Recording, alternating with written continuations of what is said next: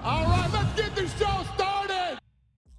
In today's news, Jamahal Hill fires back at haters and calls out Jiri Prochazka. Following his stunning first-round KO defeat to Alex Pereira at UFC 300 this past weekend, Jamahal Hill is now aiming to secure a position in a title eliminator bout against the former champion Jiri Prochazka. In his latest post, he wrote, "I dared to be great against adversity and against a great challenge and came up short at the highest level in the world. I answered the call twice on short notice to fight for a championship that most will never fight for. On to the next, at Jiri Prochazka. Let's finally make it happen." Hill then followed up with, "To the people that support me, I'm good. Don't let haters get to you. I'm winning in life, so having to eat a loss like a man is what it is. They will be quiet when the next man drops." Chael Sonnen reacts after being inducted into the UFC Hall of Fame. During the broadcast of UFC 300, it was announced that the clash between Anderson Silva and Chael Sonnen from UFC 117, which took place on August 7th, 2010, is set to be honored with an induction into the UFC Hall of Fame's fight wing during International Fight Week this summer in Las Vegas. Speaking on Good Guy Bad Guy, the American gangster reacted to the announcement and explained what it means to him to be a UFC Hall of Famer.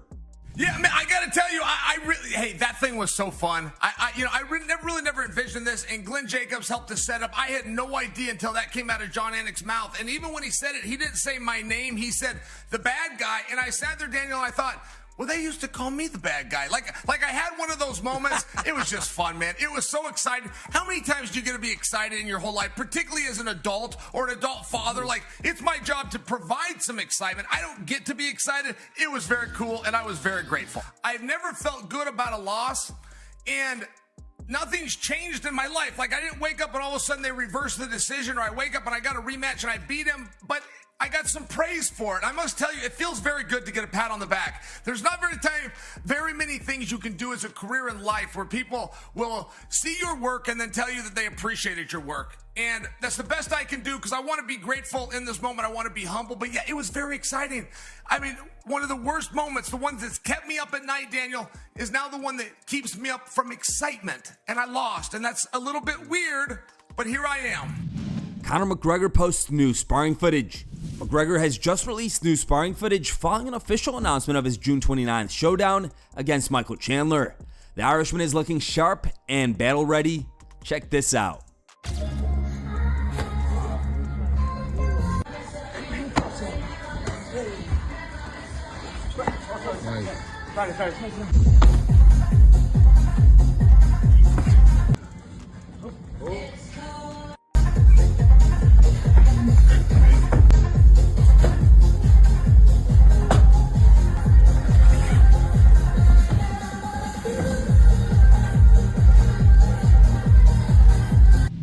Arman Tsarukyan confirms he turned down a title fight against Islam Makhachev.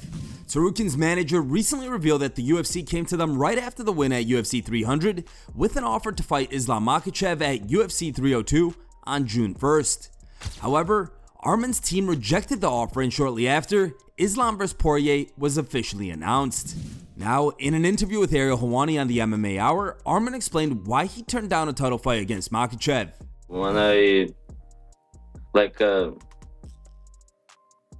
I went from the when I left Octagon, right away Hunter came and said June 1st, Islam. I said I gotta think, and it was like 7 weeks left, and I can jump too fast, so I gotta rest a little bit and then have a camp. And if it was like June, like 20th or like and the end of June, yeah, I would take that fight, because I have like at least 10 weeks, 2 weeks rest and 8 weeks for preparation. And like, why I gotta take the same risk like I did first fight? It's the same thing, short notice. I want to be ready, and I want to have full training camp. And why, if I'm not #1 contender, so why I gotta take a risk? Of course, if I like in top 10 and someone say before 7 weeks, like, can you fight in June 1st? Of course, I'm gonna take the risk. But like, I just beat former champion, Hall of Fame fighter, and like, it doesn't make sense. Fans apologized for provoking Arman Tsarukyan at UFC 300. A fan who splurged over $2,500 on a cage-side ticket for UFC 300 on Saturday night has spoken with Bloody Elbow to address an altercation with Arman Tsarukyan during the lightweight contenders walkout. The fan, identified as Obed Arden, said Tsarukyan's punch missed the mark and explained what happened while also expressing remorse for his actions.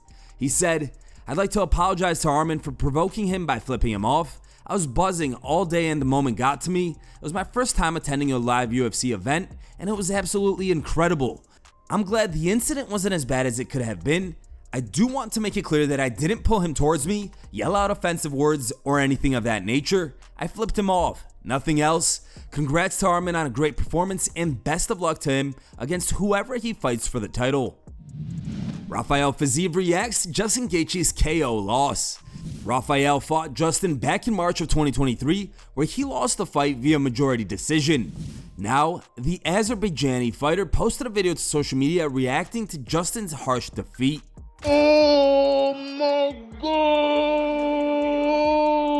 Oh, the jaw! Oh, I'm shocked. I'm still here. That's have to fight. That's how I have to fight with Justin. But I f it up. Justin, get well, man. So sad for me.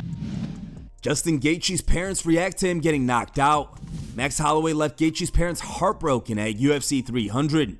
While watching the fight live and recording his reaction, Sean O'Malley's coach, Tim Welch, coincidentally also captured the reaction of Gaethje's parents. Here's the clip.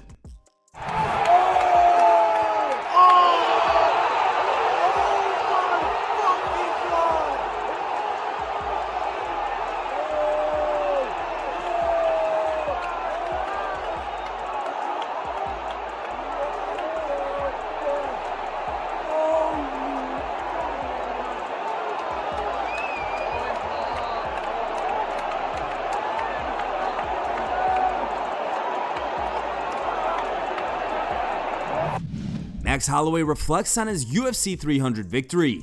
On Monday, Holloway did his first interview after a huge win over Justin Gaethje. Appearing on the Pat McAfee show, the new BMF King gave a health update and talked about Gaethje's punching power. Max said that the punches were hard, but Justin's kicks were like something he had never felt before. And then the recovery time, hopefully a week or two I'll be fine, and then we go from there. A lot of people like to call me like Wolverine and stuff, because after a week or so I'm back on it. It's just like I said, man. The punches with Gaethje he hits hard. Don't get me wrong, but when we was in that last 10 seconds, he was missing. The wind was hitting me, and it hurt.